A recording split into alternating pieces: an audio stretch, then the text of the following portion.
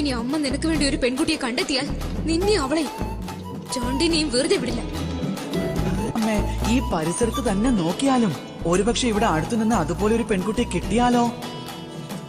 അവളിൽ ഈ ഗുണങ്ങൾ ഉണ്ടായാലോ? അമ്മ നോക്കൂ, ഇവിടെ ഈ ഗ്രാമത്തിൽ തന്നെ ഇവിടെ എവിടെയെങ്കിലും ഉണ്ടാകും. ഇല്ല കണ്ണാ, ഇവിടെ അടുത്തൊന്നും അങ്ങനെ ഒരു പെൺകുട്ടി ഇല്ല. അങ്ങനെ ഏത് പെൺകുട്ടിയാ നിനക്ക് വേണ്ടി പായസവും തയ്യാറാക്കി വെണ്ണയും കടഞ്ഞ് പിന്നെ നിന്നെ വികൃതിയും സഹിക്കാൻ തയ്യാറാവുക? എങ്കിൽ പിന്നെ വരൂ, മറ്റേതെങ്കിലും ഗ്രാമത്തിൽ പോയി അന്വേഷിക്കാം. ആ ശരി ജ്യേഷ്ഠത്തി. അമ്മേ, അമ്മ എന്തിനാ മറ്റു ഗ്രാമങ്ങളിലൊക്കെ അന്വേഷിക്കുന്നതാ? ആ ഗുണങ്ങളെല്ലാം നമ്മുടെ രാധയ്ക്കുണ്ടല്ലോ.